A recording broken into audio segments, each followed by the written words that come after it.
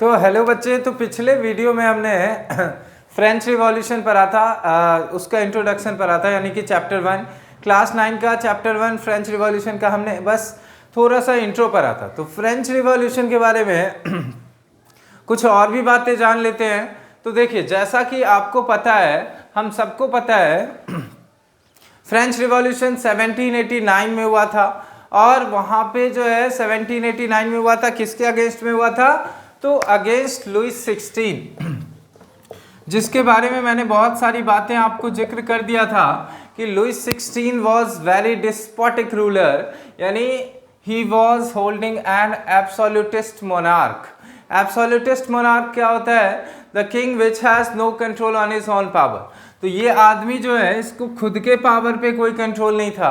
और आपने बहुत सारी बातें देखी कि वहाँ पे जो है उसने ब्रेड एंड बटर का प्राइस हाइक कर दिया था, ये सारी बातें। साथ ही आपने 3 स्टेट के बारे में जाना कि 3 स्टेट कौन कौन सी है। तो पहला है क्लर्जी, दूसरा है नोबिलिटी और तीसरा है पीजेंट्स। कौन कौन से? क्लर्जी, नोबिलिटी और पीजेंट्स। अब देखो बच्चे कि क्लर्जी में कौन आता था।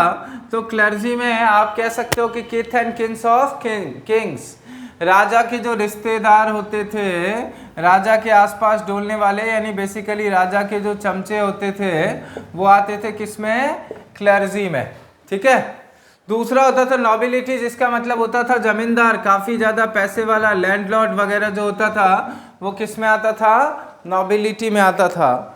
एंड थर्ड पीजेंट्स, इसमें वो सारे आते थे जो टैक्स पे करते थे, engineer, lawyer, doctor, teacher, student, ये सारे। और बाकी ये दोनों जो था वो टैक्स से एग्जेम्प्टेड था, यानी इन दोनों से टैक्स नहीं लिया जाता था, सिर्फ और सिर्फ इससे टैक्स लिया जाता था, यानी जो पीजेंट्स क्लास में आते थे। ठीक है। इस वजह से जो है वहाँ पे एक्चुअली एक बार क्या हुआ कि राजा के खिलाफ लोगों में जो है वो डिससेटिस्फैक्शन तो था ही, लोग नाराज थे ही, और लोग चाहते थे कि कब इसको जो है टपका दें। और ऐसा हुआ कि एक बार रूमर फैल गया, कहाँ पे?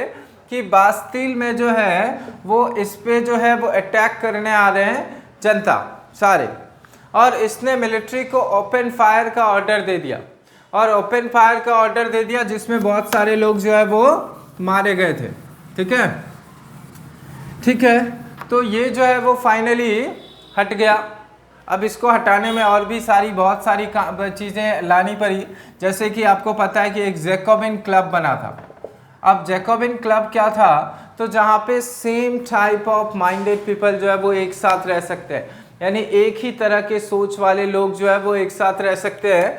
तो वो था जैकोबिन क्लब, जिनका कि मेन मोटो था कि support the democracy and against the monarchy system के खिलाफ जाना और डेमोक्रेसी को सपोर्ट करना जैकोबिन क्लब का मोटो था। और जैकोबिन क्लब ना कि सिर्फ फ्रांस में बल्कि और भी आसपास में, इटली में, स्पेन में, क्योंकि हर जगह पे लोग डेमोक्रेसी चाहते थे, because everyone were fed up with the system of monarchy. सभी राजा वाले सिस्टम से परेशान थे, मोनार्की वाले सिस्टम से परेशान थे। इस वजह से दे वांटेड टू चेंज, उन्होंने चेंज करना चाहा।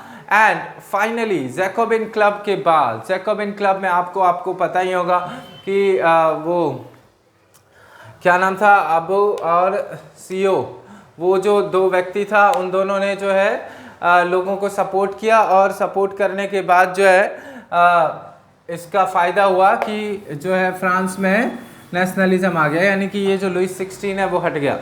और लुइस 16 हटा तो वहाँ पे दूसरा जो रूलर बना था उसका नाम था रॉब्सपियरे। ठीक है। 1993 टू 1994।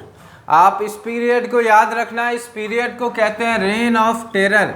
क्या कहते हैं इस पीरियड को? Rain of terror. अब इसको रेन ऑफ टेरर क्यों कहा गया?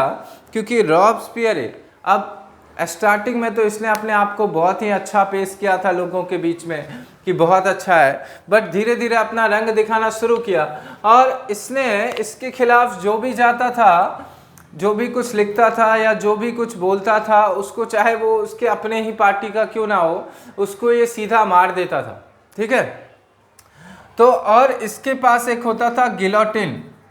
अब गिलोटिन क्या होता था कि बीच में जो है वो काफ़ी ज़्यादा शार्प होता था और दोनों तरफ जो है उसका पार्ट मोटा होता था, उसके बीच में गर्दन रख देता था और सीधा टै बोल देता था आदमी।